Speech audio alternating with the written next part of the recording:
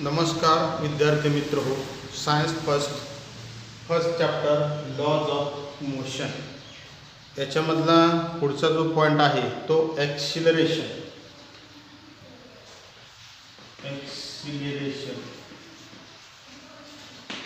त्याला मराठीमध्ये त्वरण असं म्हणतो आपण. ॲक्सिलरेशन त्वरण. आता आपण पाठीमागं बाईकचं उदाहरण पाहिलं.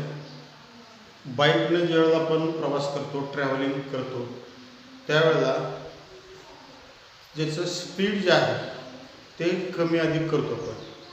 म्हणजे रस्ता जर चढ उताराचा असेल, रस्ता खराब असेल, चौकातून वळायचं असेल, गर्दीची ठिकाणं असतील, तर अशा ठिकाणी आपला स्पीड हा कमी अधिक होत असतो. आणि मग त्या ठिकाणी आपली व्हेलॉसिटी जी आहे ती व्हेलॉसिटी चेंज होत असते. म्हणजे आपला वेग जो आहे तो कमी अधिक प्रमाणामध्ये होतो. ज्यावेळेला रस्ता चांगला असेल, सरळ असेल, त्यावेळेला आपली व्हेलॉसिटी वाढलेली असते. ज्या ठिकाणी गर्दी आहे, वळण आहे, चढ उतार आहे, अशा ठिकाणी आपलं व्हेलॉसिटी ही कमी होत गेलेली असते. तर हा बदल जो आहे, वेगामध्ये जो बदल होतो तो बदल म्हणजेच त्वरण. The rate of change of velocity is called acceleration. The rate of change of velocity, वेगामध्ये होणारा बदल म्हणजे त्वरण. The rate of change of velocity, the rate of change of velocity is called acceleration.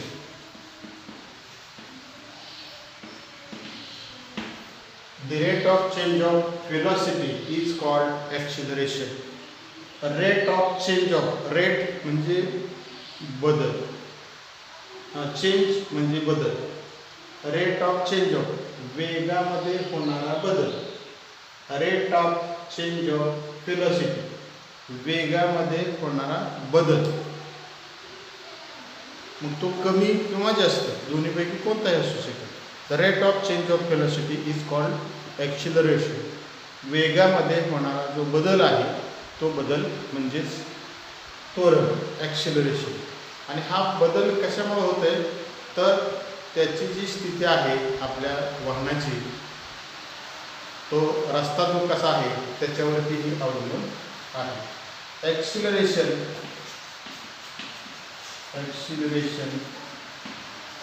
Is equal to change in velocity, change in velocity upon time.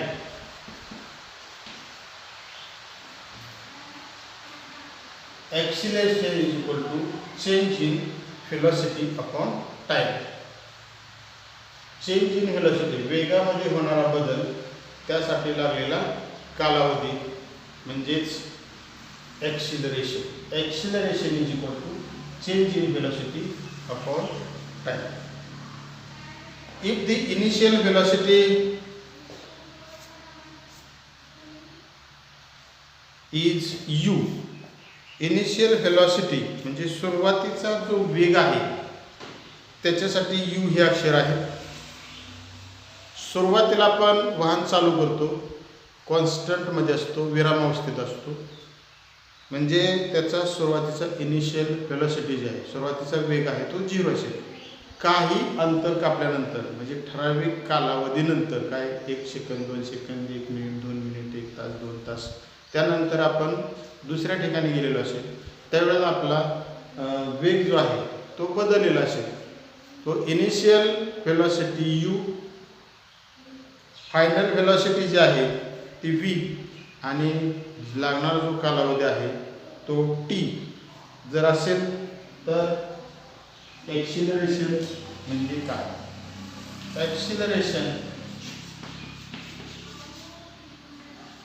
Acceleration he final velocity final velocity minus initial velocity upon time. Acceleration is equal to final velocity minus initial velocity upon time. Acceleration साठी a अक्ष, final velocity v, initial velocity u upon time t. Acceleration काढण्यासाठी आपल्याला हा formula मिळाला a is equal to v minus u upon t. a acceleration, v final velocity, u initial velocity, t time.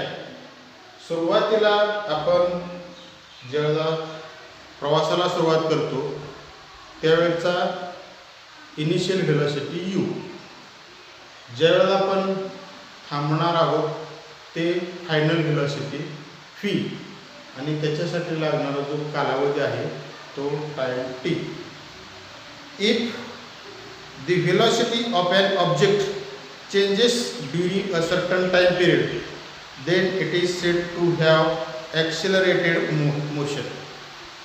If the velocity of an object changes, acceleration velocity जी आहे ती आपली change होणार आहे. ही velocity change कधी होणार आहे तर त्याचं जे सराउंडिंग आहे त्या सराउंडिंगवरती अवलंबून आहे. If the velocity of an object changes during a certain time period, certain time period म्हणजे त्याच्यासाठी लागलेला जो कालावधी आहे ठराविक कालावधी, त्या ठराविक कालावधीनंतर then it is said to have accelerated motion, त्वरित गती असं म्हणतात. An object in motion can have two types of acceleration. An object in motion can have two types of acceleration. दोन प्रकारचे त्वरण असतात. त्वरण दोन प्रकारचे असते. पहिले, if the velocity changes by equal constants, equal amounts in equal time intervals, the object is said to be in uniform acceleration. The velocity changes by equal amounts in equal time intervals. Equal amounts समान कालावधीत समान अंतर जर कापत असेल तर त्याला आपण युनिफॉर्म ॲक्सिलरेशन, एक समान त्वरण असं म्हणणार आहे. If the velocity changes by equal amounts in equal time intervals, the object is said to be uniform acceleration. समान कालावधीत समान अंतर किंवा समान ते ठिकाण जर जात असेल आपण तर त्याला युनिफॉर्म मोशन असं म्हणायचं, एक समान त्वरण. If the velocity changes by unequal amounts in equal time intervals, the object is said to be non-uniform acceleration. समान कालावधीत असमान अंतर जर कापत असेल, कालावधी समानच आहे परंतु कमी अधिक प्रमाणात होत असेल त्याचा वेग, तर ते नॉन युनिफॉर्म ॲक्सिलरेशन असं म्हणायचं, नैकरेषीय त्वरण असं म्हणायचं. Positive, negative and zero acceleration. Positive, negative and zero acceleration.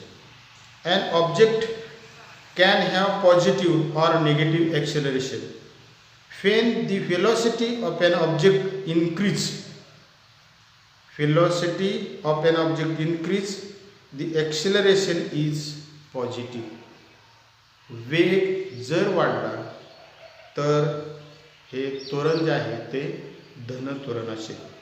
When the velocity of an object increases, the acceleration is positive.